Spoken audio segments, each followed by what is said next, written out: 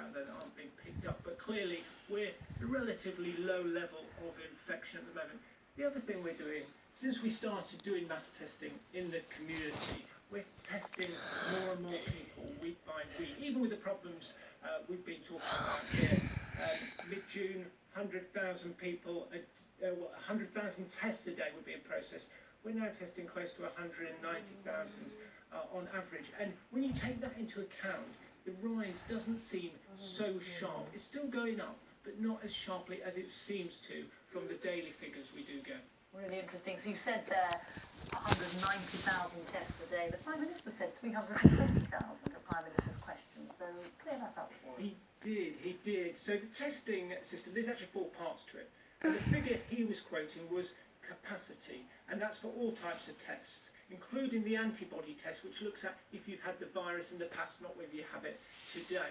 So if you discount those antibody testing, the government says it has capacity for 250 of our sort of swab tests that people are going to drive-through centres and getting posted out to their homes.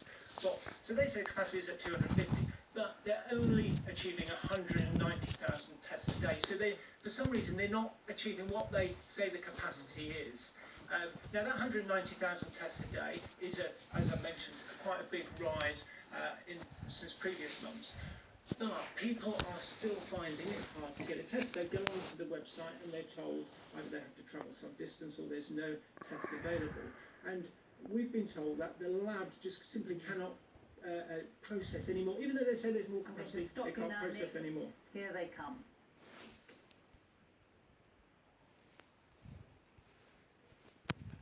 Good afternoon and welcome back to Downing Street for an update on coronavirus as we enter autumn and approach winter. And I'm first going to hand over to Chris to take us through the latest data, and then we will set out how we're going to respond. Thank you, Minister. Can I have the first slide, please? I think it's important to set what the Prime Minister is going to say in context.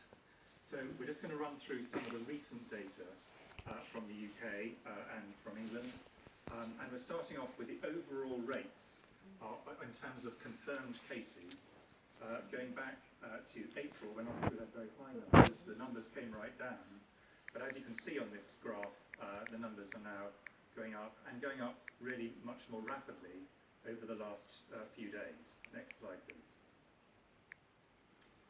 It's important to think about this also in terms of the ages.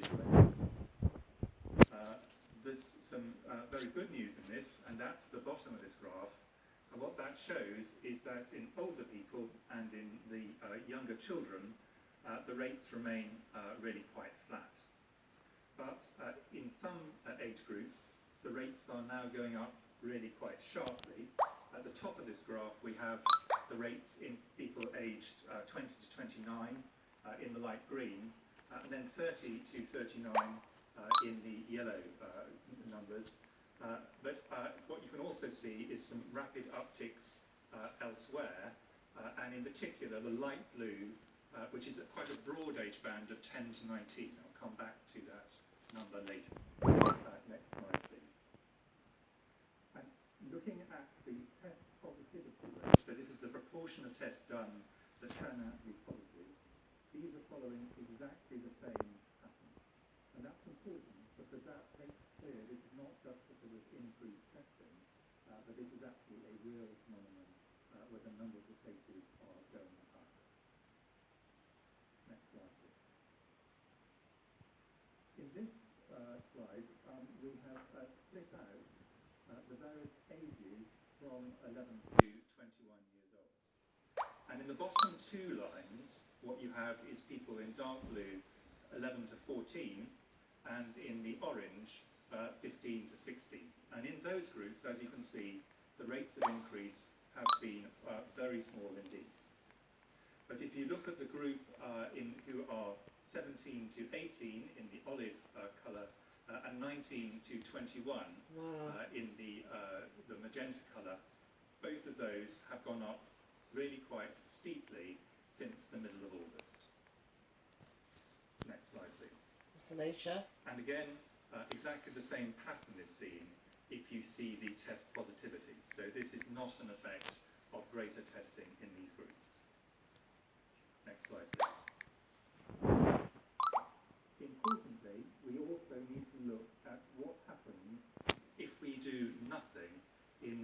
situation or if we intervene effectively. And what we have here, and this is a slightly complicated slide, but it is important to understand the need for action, is we have 3 other major countries in Europe.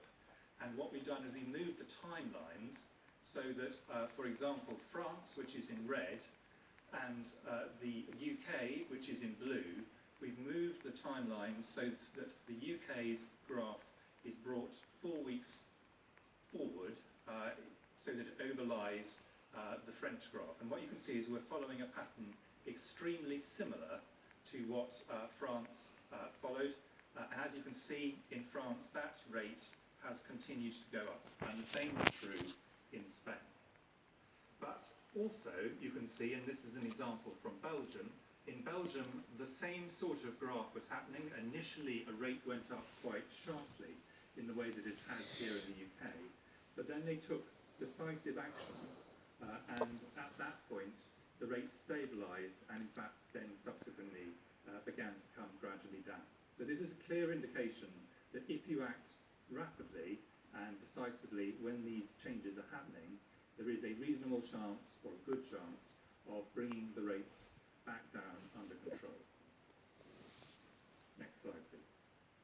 So we're now moving on to an animation, and this is a graphic to show how the spread occurred through the UK over the period in which we've had coronavirus. So if you could start the graphic.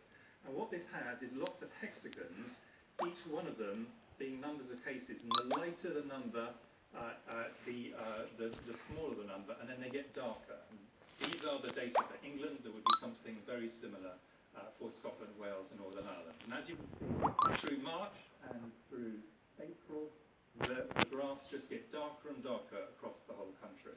And then as people respond to the request for social distancing, as the lockdown happens, they get lighter again across the whole country. And things are improving all the way through July and into the beginning of August. And then you start to see the numbers begin to creep up again. And this is the situation we now find ourselves in, where the darker colours, again, are increased numbers. Initially, relatively concentrated, but now we can see this spreading across the whole country. So this is not just in a very small number of places, this is across the country. And that is the reason why we need to go on. We're going to end the animation at that stage, please. Thank you very much. Right, well, thank you very much, Chris. And it's clear from that very powerful graphic, that powerful It's so slide, funny, this guy. that we must act. And the most important thing for all of us is to remember the basics. First, wash your hands regularly and for 20 seconds. Don't get back into the old habits. Second, wear a face covering over your mouth and nose if you're in an enclosed space and in close contact with people you don't normally meet. I know wearing a face covering feels odd to some people, I understand that, but face coverings do make it harder for the virus to spread, so please wear one to protect others. Third,